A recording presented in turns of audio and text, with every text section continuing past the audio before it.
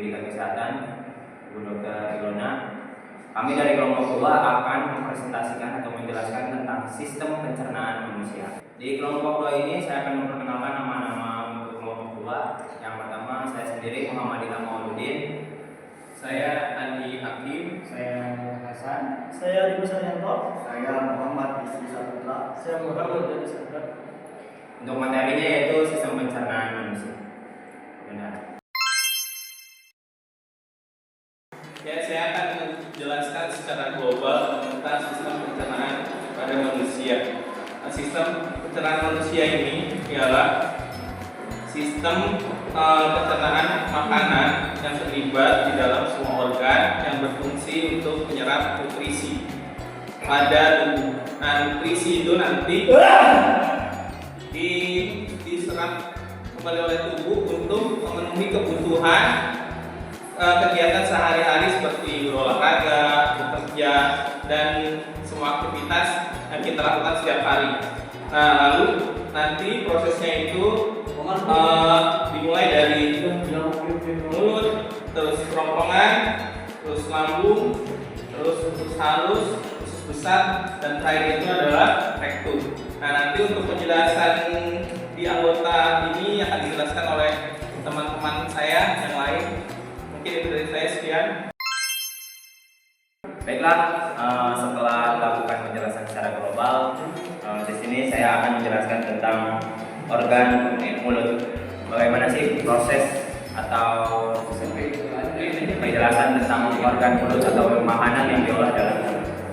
Jadi pencernaan di dalam mulut itu terbagi menjadi 2, ada secara mekanik dan kimiawi. Di mana secara mekanik ini di dalam mulut ada air liur yang dinamakan dengan enzim amilase, di mana itu akan menjadikan atau kita sedang mengunyah itu yang akan menghancurkan makanan-makanan yang sudah masuk ke dalam mulut.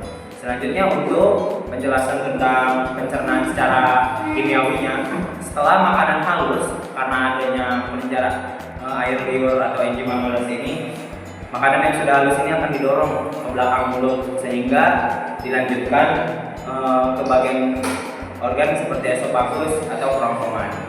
Setelah itu didorong menuju ke lambung. Terima kasih.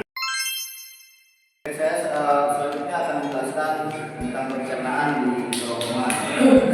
Kerongkongan atau biasa disebut dengan istilah esofagus, yaitu tabung rotor yang mencerna makanan dari mulut ke dalam lambung. Selanjutnya fungsinya itu untuk menyalurkan makanan dan minuman dari mulut ke dalam lambung. Oke.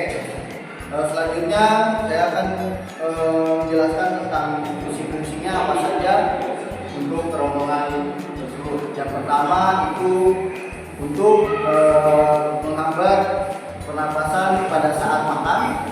Yang kedua itu mencegah untuk naiknya asam lambung, dan yang terakhir untuk menyalurkan makanan dan minuman ke dalam lambung. Sekian. Untuk selanjutnya saya akan menjelaskan lambung. Jadi setelah makanan melalui mulut dan kerongkongan akan menuju lambung. Jadi lambung di sini fungsinya itu untuk memecah makanan nanti menjadi partikel-partikel kecil dibantu oleh enzim dan juga asam. Jadi nanti untuk mengalirkan sebelum ke usus halus dan ke usus besar. Jadi fungsinya lambung adalah untuk memecah makanan lagi, untuk dibagi lagi menjadi partikel-partikel kecil, dan juga untuk menyimpan makanan sementara di lambung, karena di sini lambung fungsinya untuk menyimpan makanan dan juga untuk memecah makanan. Baik, terima kasih. Untuk selanjutnya ke teman rekan saya berikut. Terima kasih. Oke, sekarang saya ingin menjelaskan tentang di bagian usus halus. Oke, dari tadi yang sudah disampaikan, dari mulut, dari tenggorokan turun lalu ke lambung. Nah, di sini makanan kan sudah disimpan oleh lambung. Nah, dari lambung ini langsung turun ke usus kecil. atau usus halus. Nah, dari isi usus halus ini nanti makanan diserap atau dipecah oleh enzim Venters dan cairan empedu. Nah, dari situ baru masuk ke usus halus. Nah, dari usus halus ini makanan yang sudah masuk ke usus halus ini diserap protein karbohidratnya, dan makanan yang tidak dapat diserap bisa masuk langsung ke usus besar. Nah, jadi nanti yang makanan yang dari usus besar ini nanti harus dilanjutkan oleh teman saya. Sekian dari saya, terima kasih. Ya, misalnya usus besar. Usus besar adalah bagian akhir dari pencernaan manusia. Usus besar berperan sebagai penyerapan udara, elektrolit, dan sekum. Adapun beberapa metode dari usus besar yaitu sekum dan kolon dan rektum.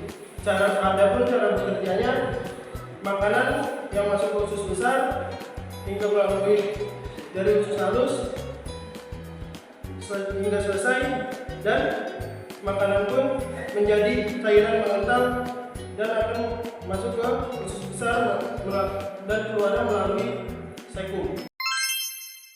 Untuk selanjutnya, organ berikutnya adalah rektum. Setelah melalui proses yang panjang, melalui kerongkongan lambung, usus kecil dan usus besar, maka makanan dan sisa makanan itu akan ditampung oleh rektum sebelum pembuangan melalui anus.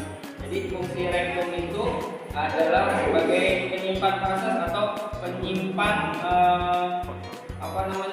menyimpan sisa makanan yang akan dikeluarkan tubuh melalui anus. Oke, siap. Terima kasih. Sekian dari saya. Baiklah, sekian penjelasan dari kelompok kami tentang sistem pencernaan. Pada kesimpulannya adalah sistem pencernaan itu adalah organ yang paling sangat amat diperlukan dalam tubuh kita. Jadi kita harus menjaganya, apalagi makanan yang masuk. Jadi kita harus menjaga pola seperti makanan agar tetap menjaga sistem pencernaan dengan baik. Sekian dari kelompok 2.